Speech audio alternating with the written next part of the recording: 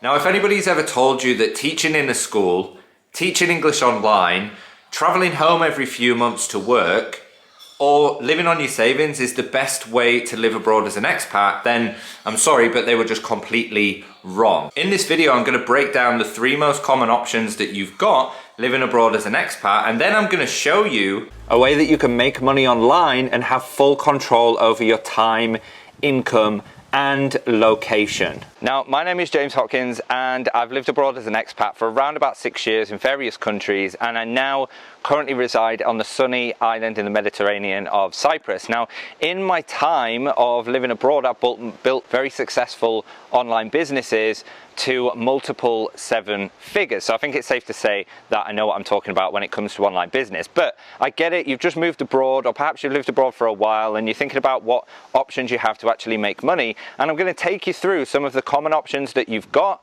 and the positives and the negatives of each. And then right at the end of this video, I'm going to introduce you to a business model that has literally transformed the lives of hundreds of expats just like you, and it gives you full control over your time, location, and financial freedom. No previous experience required, no fancy degrees. And if that's not enough, below this video you'll find a link to a completely free introductory training where I'll literally show you how you can start your very own business living abroad as an expat too. But without further ado, let's dive into the common career options that you have living abroad as an expat. Okay, so here's what I'm going to do. I'm going to break down the 3 most common expat jobs or career options that typically you're probably facing right now. So I'm going to break them down. I'm going to talk about the positives, I'm going to talk about the negatives, and I'm going to, ultimately help you decide which career path you would like to take as an expat and which one is going to actually give you the life as an expat that you want. Now, I've got a bit of a what I'm going to call a joker card up my sleeve as well, because once I've discussed the 3 most common paths, I'm also then going to introduce you to literally, in my opinion, the best way that you can make money living abroad as an expat, and that is what I call the better option. And this is something that I personally have done for many years, and something that many of my hundreds of expat students have also done to make literally 10 times what you can make by working one of these 3 jobs. Now, stick around until the end because I'm going to talk all about that one. But in the meantime, let's just dive in and get started with the common 3. So the first one in the list that we're going to talk about is teaching. Now, this could be teaching English, this could be teaching in a university, this could be teaching in a local school, and this could be even teaching English online. I'm going to talk a little bit about teaching, about the positives and negatives that come along with becoming a teacher. Now, let's just talk firstly about English teachers working in a local school. What are the positives, what are the negatives of taking a job and working in a local school? Well, let's start out with the positives, right? The positives are going to be you are going to be able to meet expats. You're going to be able to meet other people. You're going to be able to get involved with the local community, perhaps a lot more than what you could do doing anything else. Furthermore to that, the reward in feeling that you're going to get from teaching young kids, specifically, particularly teaching English to younger children as well, it's obviously a very rewarding and actually quite enjoyable job. You may well even be lucky enough as well to find a school that will pay for your accommodation, may well even pay for some of your food, and that's obviously great too. And many teachers also get very good holidays. They get frequent, regular holidays, which means they're able to go and spend a few days in places that they ultimately want to go. And if you've got a degree and you're lucky enough to be able to get a job teaching in a university, typically you're going to need a master's or higher to be able to do this, you may well be able to make some pretty good money. You're looking anywhere between 3 and 5k if you've already got a master's degree and you want to teach and you're lucky enough to get a job inside a university. Now let's talk about the not so good things about taking the teaching route. Now, first of all, because for most teaching jobs, you need to be at a physical location, you need to be in a school, you need to be in a classroom, you need to be there to actually physically teach children or whoever you're teaching, then that means that you are anchored to one location, which means, the majority of people move abroad because they want to be able to travel, they want to be able to see new things, they want to be able to experience new cultures. Now, if you're stuck teaching or working in one specific location, then obviously your ability to actually travel and do those things that you perhaps moved abroad to do in the first place is going to be limited somewhat, right? Furthermore to that, even if you get a job teaching online, for example, your time is still required. You're still required to be there to actually teach the subject that you're teaching, right? And ultimately this means that you're always going to need to be present to actually make money. Now, that means that you're also capped. Even if you're paid hourly, you're capped by the amount of time and hours that you actually have in the day, meaning you can't earn as much as you possibly would want. And the vast majority of, say, English teachers only get paid really between $1,000 and $2,000, whether that's working in a school or whether it's working online. So unless you're happy to live quite frugally and you're happy not to save any money and you're happy to not be able to travel to all of those places that you want to go, perhaps teaching English isn't, or even teaching any other subject, isn't the right choice and career path for you. Now, yes, you do get plenty of holidays, but the thing is, with those holidays that you're actually given as a teacher, typically they're not very long, and typically the amount of money that you can make from teaching is not going to be enough to actually allow you to have the freedom to be able to travel where you want to go, see what you want to see, and spend as much time in those places as you possibly want.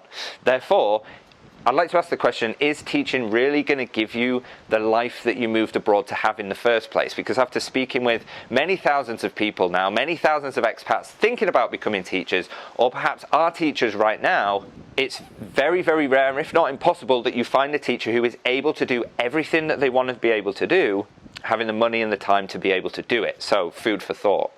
Also, and on one final note of that as well, that when you do take a teaching job, you're not necessarily confined to the hours that you would actually spend teaching, because you've got extracurricular work, you've got to mark exams, you've got to mark other pieces of work, you've got to plan lessons, you've got to do many things outside of your actual physical teaching hours, which actually make this a very underpaid job for the amount of work that you actually have to do.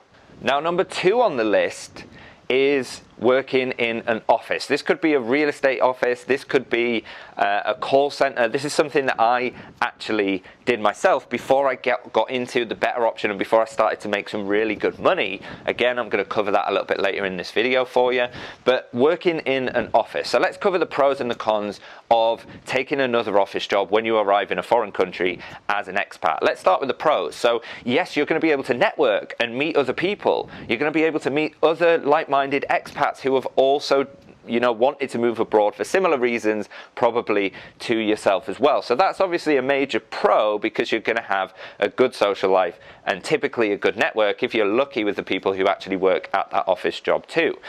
You're going to have probably not too bad pay, between $1,000 and $2,000 to even $3,000 working some form of office job working abroad. Now, obviously, that's not enough money to give you everything that you wanted, but perhaps that's enough to give you some kind of freedom and some kind of security whilst you are living abroad. And the hours that you work in your office job are typically going to be confined to the specific hours that you're in the office, meaning when you actually get to go home, that time is your own, and you're able to decide what you want to do outside of your work hours.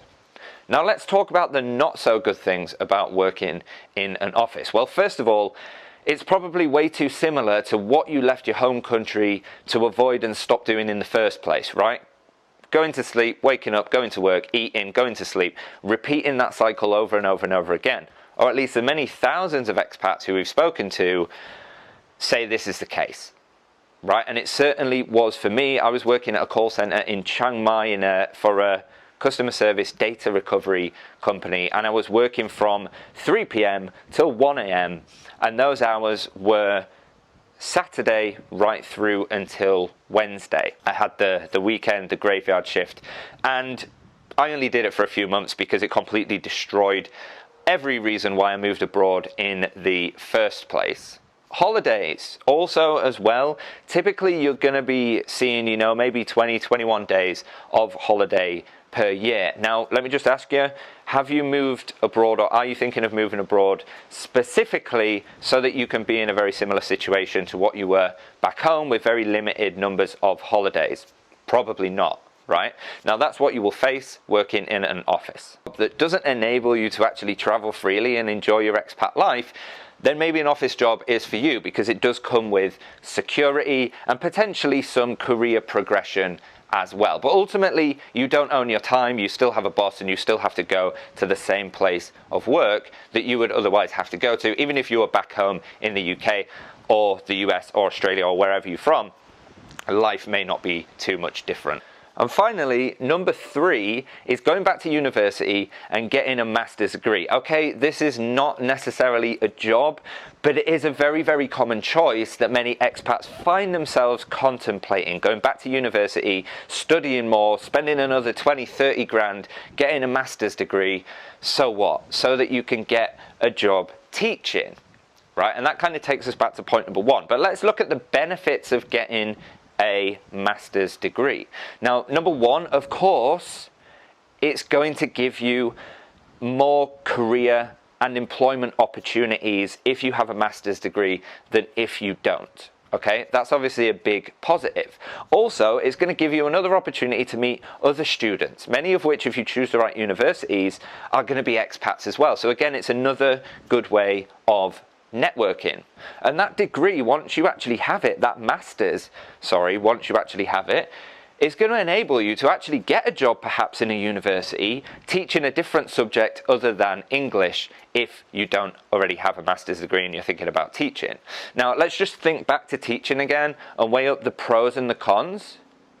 Especially if you've got a master's degree, you know, typically you're going to be able to earn between $3,000 and $5,000. You're not going to have as much holiday and control over the time off that you actually want. You're going to have long hours, but ultimately you're going to have a decent income and you're going to have some positive security. Now, that is if you can actually get a job with the master's degree that you've got, which is easier said than done. Now again, after speaking to thousands of expats who have walked this path, who have spent tens of thousands of dollars on getting a master's degree, just to find out that they're still unable to get a job teaching and doing what they perhaps don't even necessarily want to do anyway. It's actually quite scary, the amount of money that people have spent on a master's degree to not get what they actually wanted out of it, and that's a better paid job. Now remember, if you want to have some security of, you know, 2, 3, 4, 5k a month, absolute max coming in for your, you know, 45, 50, 60 hour work week,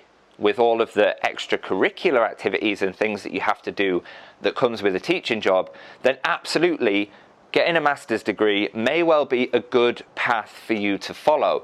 But if you want to live a life where you actually have full control over your time, meaning you don't need to go into a physical location to work, if you want to have full control over your income and you're not capped at 3, 4, 5k after spending 20k to get a master's degree so you can get a better teaching job, then you need to stick around and listen to the better option that I'm going to talk about very briefly in this video, and then invite you to watch another video in more detail about the better option that you have available to you. And this is something that, as I said previously, I have helped literally hundreds of people learn how to do this, apply it, and make anywhere from 3k to 20k per month with this better option without trading time. So without further ado, let's dive into the better option and talk a little bit about that now. Now, the better option, I've broken it down into 3 steps that literally anybody can follow to take full control over their income, over their career, over their earning potential, over their time, over their location,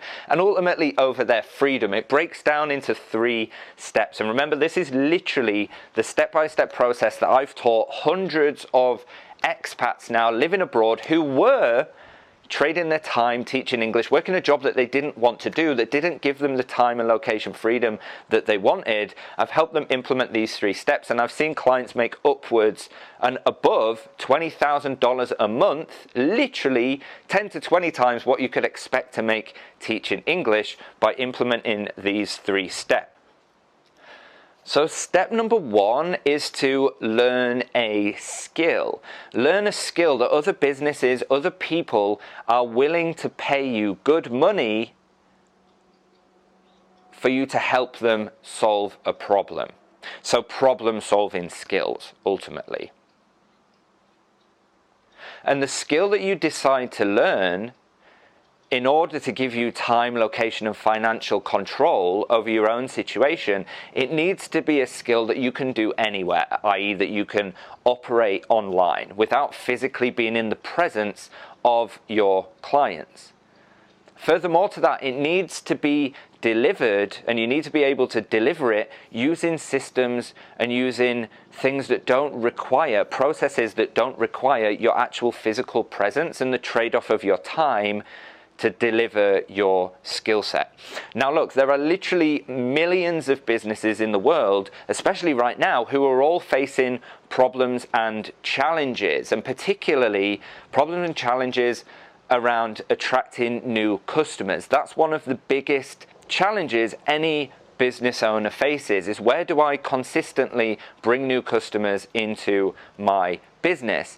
And if you can learn a skill set to help those millions of businesses solve that particular problem by attracting new customers into their business, they're willing to pay you between 2 or even 1, 2, 3, 4, 5K per month per client for a customer acquisition skill set that you can learn very quickly in just a few short weeks. Then number 2, once you've learned that skill set, you then need to be able to find clients, find businesses, find people who are willing to pay good money for the skill set that you've just learned. And this is actually really quite simple regardless of where you live, whether you live in Asia or whether you live in the Americas, or it really doesn't matter, because there are ways and means of finding businesses who need help from your particular skill set online, completely online, using platforms like LinkedIn, using platforms like Facebook. There are literally millions of businesses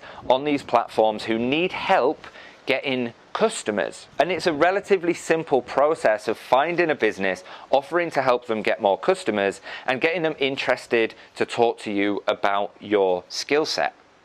Now, there's obviously a little bit more to it in terms of how to approach businesses, what type of businesses to approach, who can afford to pay really good rates for this customer acquisition skill set. But it can literally also be learned by anybody who's willing to put in the time to listen and learn, to find clients who are willing to pay, like I said, 1, 2, 3, up to 5K per month for a customer acquisition skill set. And this can all be done online. You don't physically need to be in the same country that your clients or your prospective clients actually live. Now, this enables you to actually move and travel and live and work wherever in the world you want. Something that you definitely cannot do by teaching English. And even if you're teaching English online, it still doesn't give you the kind of income that learning this skill set, then learning how to get clients with it, can actually give. And step number 3 is the delivery. So once you learn a skill, then you learn how to get clients, then you need a way of delivering your service to your clients without trading your time in the process. And this is done, especially in my world and what I teach expats to do, this is done by using simple, repeatable, automated processes for attracting leads and customers into our client's business. And because everything is systemized and uses automated processes to do it, guess what? It means it doesn't require the trade-off of your time to get your clients' results. And all of these 3 steps can be learned literally in a few short weeks. And again, just to remind you, I've literally already taught and helped hundreds of expats implement these exact 3 steps into their lives, regardless of their previous experience, regardless of their, sales ability, regardless of their marketing ability, regardless of any of these things, regardless of whether they have any big fancy degrees, it doesn't matter. Anybody can learn these 3 steps if you're willing to listen. So if you're looking for a way of living a life where you're actually able to live, work and travel wherever you want and have full control over your time, then I'm going to be honest, I guarantee that you will not find that teaching English or teaching in a university or working in an office.